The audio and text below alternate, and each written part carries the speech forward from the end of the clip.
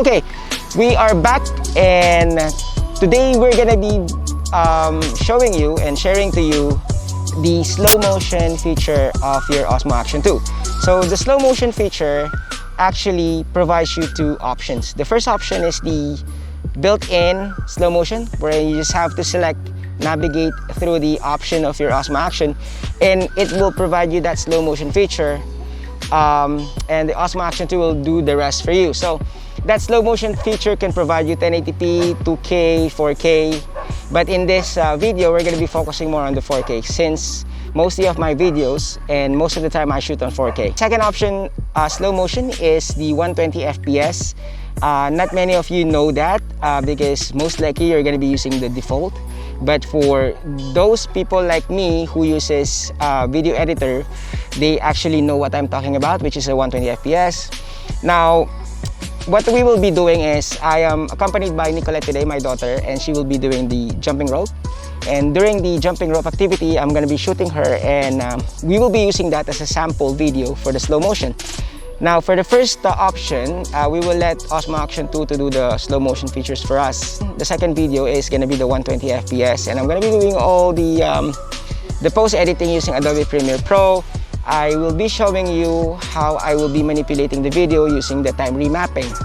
And the third part of this video is different ways on how to do slow motion recording using this one. And then the last part is we're just going to be wrapping it up. So enjoy the video, and we are hoping that you're going to be learning something new today. And yeah, let's go.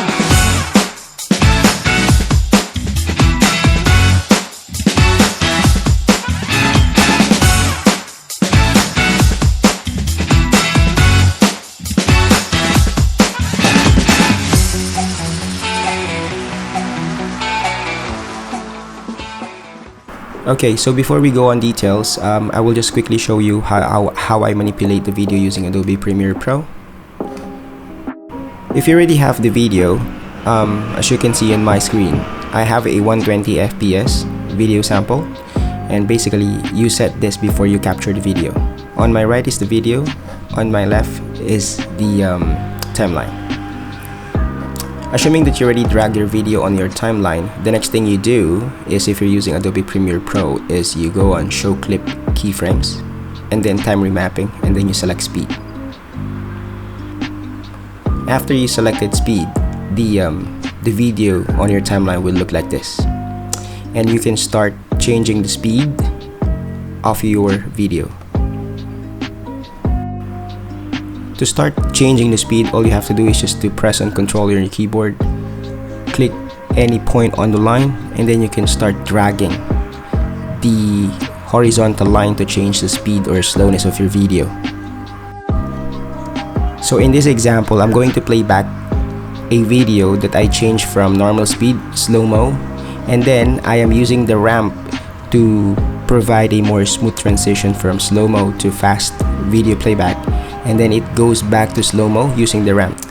Okay, so the video I'm going to play back is a sample video that I already edited. So this area is actually a normal speed, and then it will transition to slow-mo, and then this ramp will now help me to transition slow-mo to fast speed slowly, so that at least it's not abrupt, and then another ramp that's going to help me to change the pace of the video from fast to slow. So those are the purpose of those ramps.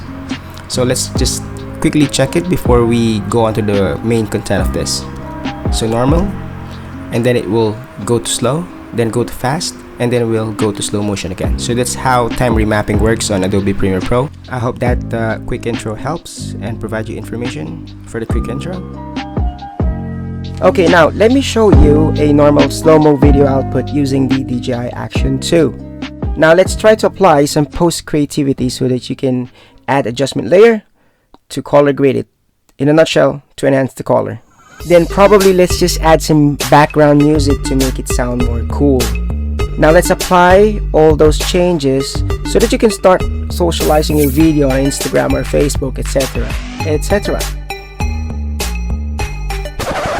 Now let's explore a little further and try to make it even slower so that we can see the limitation of the default slow motion. We're gonna start to make adjustments, and the first one is let's make it 50% slower. right after 50%. Now let's try to make it more slower and bring it down to 80%. The slowest we can do is up to 90%, and anything beyond that will make the video unusable, as you can see. The easiest explanation that I can see is because the default file, after checking the properties from the Action 2, is it's only showing 29 FPS for slow motion. Hence, when I try to make it 10% and below, basically the video is not moving anymore and it's running out of frames. And that's the built-in slow motion feature of Action 2 using 4K, and that's it we can do. The playback you are now seeing is basically the actual speed of myself running on a treadmill with no time remapping or slow-mo applied yet. As you will notice, it will now gradually slow down as I apply the time remapping and dropping it now to 50%.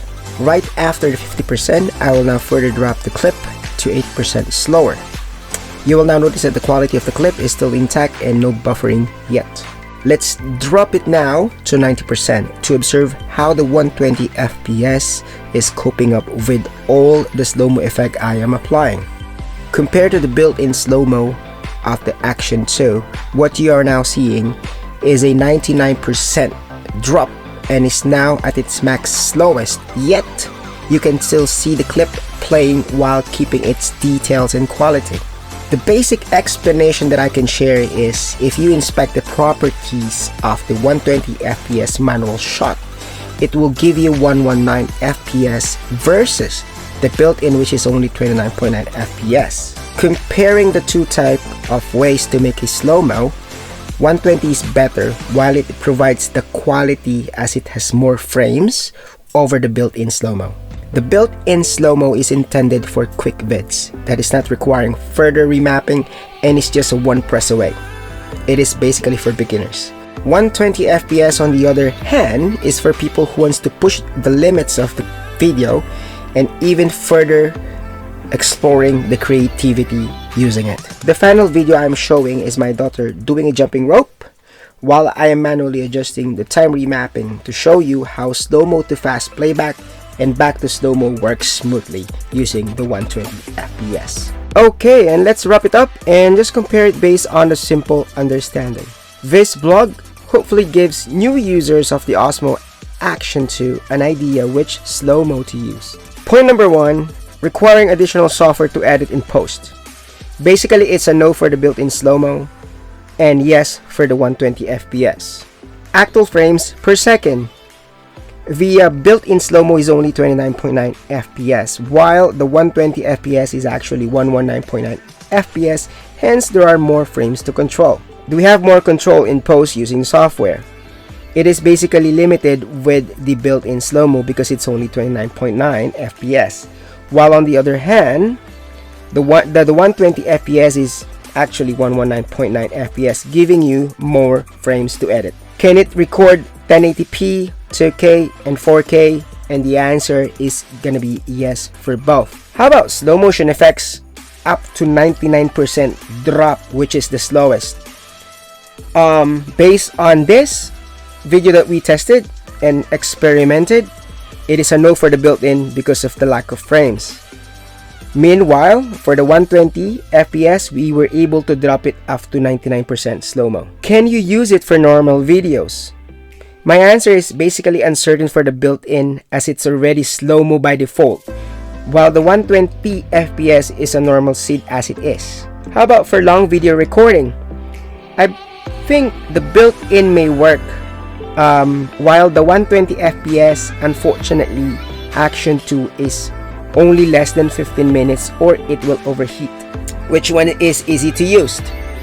Definitely built-in is easy to use because you just have to select slow-mo and start recording, while the 120 FPS will require editing using a software. Which one is time-consuming to edit? Basically, it's a no for the built-in because you just have to extract the video and that's it. For the 120, it depends. Basically, if the editor is a newbie, then it will take time. But if it's an expert, then it's gonna be easier. So, it really depends. So, which one is for beginners? definitely the built-in is for beginners, because it's just have to select the option, hit record, extract, and you can post or share it. The 120, on the other hand, you will have to use a software to edit it and do the time remapping that I actually shared a while ago. Which one requires editing skills? It's a no for the built-in, because it is what it is. But for the 120, yes, it requires editing because you have to use a software to do the time remapping. Which one use more space? The answer is both files are actually almost the same when I compare them. So built-in and 120 almost occupy the same space in your storage. And that's it. So hopefully this vlog helps. And for those who will be using Osmo Action 2 in the future, this is going to be your reference, hopefully. And yeah, so there are two ways to use slow-mo. Use the built-in or use the 120. And thank you for staying. Catch you in my next vlog.